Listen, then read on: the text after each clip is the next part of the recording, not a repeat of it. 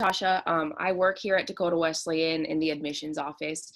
Started here 2 years ago, and now I'm the associate director of admissions. So kind of taking on a new role here just this week. So it's kind of exciting. But kind of how this project came about really is that I started in admissions without an employee training manual, similar to what you were saying earlier, Eric. I just came into it and it was just a free for all. Like I had no idea what I was doing. People would just randomly throw bits of information at me, like, oh, I forgot to tell you this, and then they just move on with it. And so a lot of the time was just a whole struggle getting through it. And so when I started the master's program, actually, I watched one of the first presentations, and a different student did an employee training manual for their department. And I was like, okay, perfect. By the end of this, I need an admissions office training manual. This is going to be a lifesaver. So as I kind of was starting to work on this project, they dug out the latest copy of the employee training manual that we could find, and it was from 2013. And so I was like, none of this information is relevant. The computer system that they used wasn't the same that we use anymore. So the data entry was all incorrect and all this kind of stuff. So it was really just a whole hassle.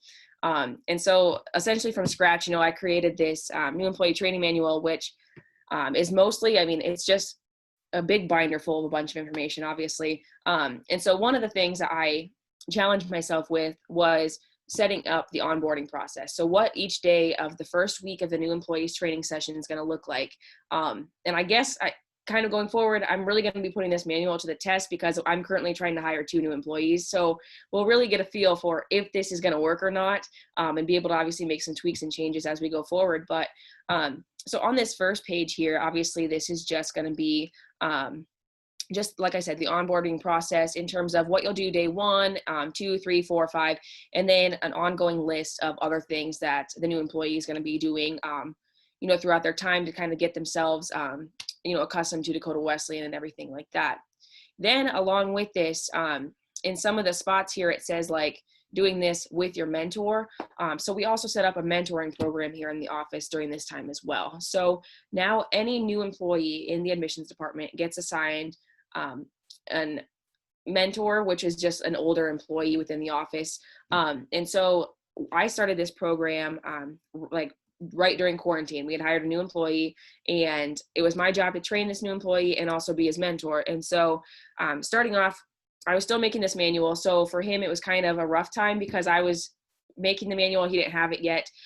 So I essentially trained him without the manual. But going forward with the mentor process, we set up a weekly meeting. So we would get together each week, and he would bring a lot of questions, a lot of concerns, kind of come with lists of things that he didn't know how to do, that different things that have changed and yada, yada. And then we quickly had to adjust and go home. So all of that switched to Zoom meetings and us trying to figure out how to train him via Zoom and all this kind of stuff. So it was kind of chaotic. But then during that time as well, we also were reading this book called Dare to Lead by Brené Brown. And so that's going to be a thing that's in going forward with the mentoring process. When I hire 2 new employees, I'm going to be reading that book again with them. And it's just going to kind of be a way for us to connect on a little bit deeper level, understanding different leadership skills, how important vulnerability in the workplace is, and different things like that. So that's kind of why we have this book going. And then since then, actually, we've read a couple books as a department now too. Just trying to, kind of build that up together as well. So then, I'm not going to share all these documents. I've got a ton of different documents that I created and things like that. And like I said, the whole manual, it's this giant binder full of stuff. And then included in that also comes a bunch of documents that they're going to need, a bunch of information that these admissions counselors are going to need going forward.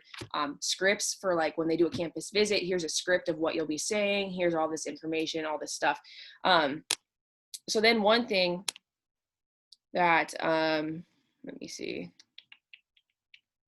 Okay, so one thing that we did change then also was a lot of times when we get an admissions counselor, it's really difficult to explain the admissions process in terms of, okay, so a student expresses interest, what's the next step? Okay, now they're going to apply, now they're going to all these things.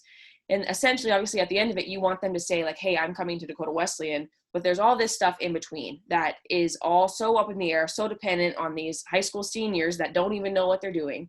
And so so much of it was like, okay, what's next? Because I just feel like I'm always in a waiting period. Like I'm waiting for them to finish this and then to do the next thing. And so we kind of, and just very broad because everybody's so different, we did like a month by month communications guide. So then they know like, okay, so in January, we're getting ready for this scholarship day the next month. So this is what we should be communicating.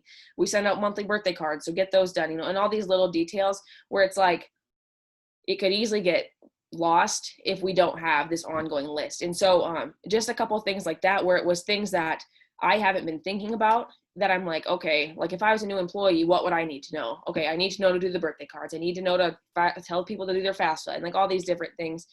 And so it's been a difficult process for the fact that we're trying to train these new employees currently that didn't have a manual. So it's been an advantage for them to tell me, hey, like this needs to go in the manual and this should go in there. And don't forget to put this information. But then on the flip side, it's been a disadvantage to them because I keep realizing all these things that I've been missing when I'm trying to trade them, or we're running into things that are only happening because of COVID. So because of COVID, we do this way instead of the other way. And so it's been a little bit difficult, a little bit interesting to see how it's going. But like I said, I'm excited to hire 2 new employees so I can actually see how it's playing out, how it's working out, how beneficial it is. And then obviously a training manual is never complete. That's what I've been thinking this whole entire time. So anytime something new pops up, I'm going to print it off and put it in the training manual. And then obviously making sure that we keep it up to date too, because the last one got expired in 2013 and nobody decided to change it. And so just kind of staying on top of it. And obviously it was my project, so I have no problem taking total control of it and editing it every single year that it needs to be.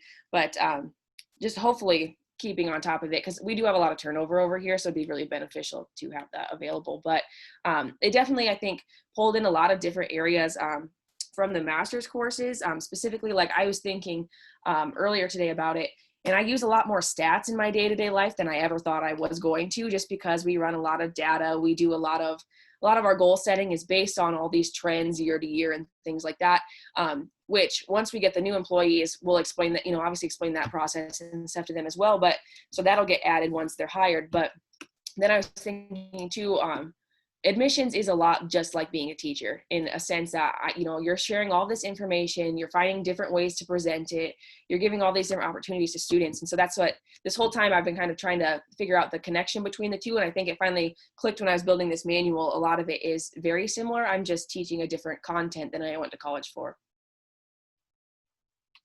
So that's it. That's the project.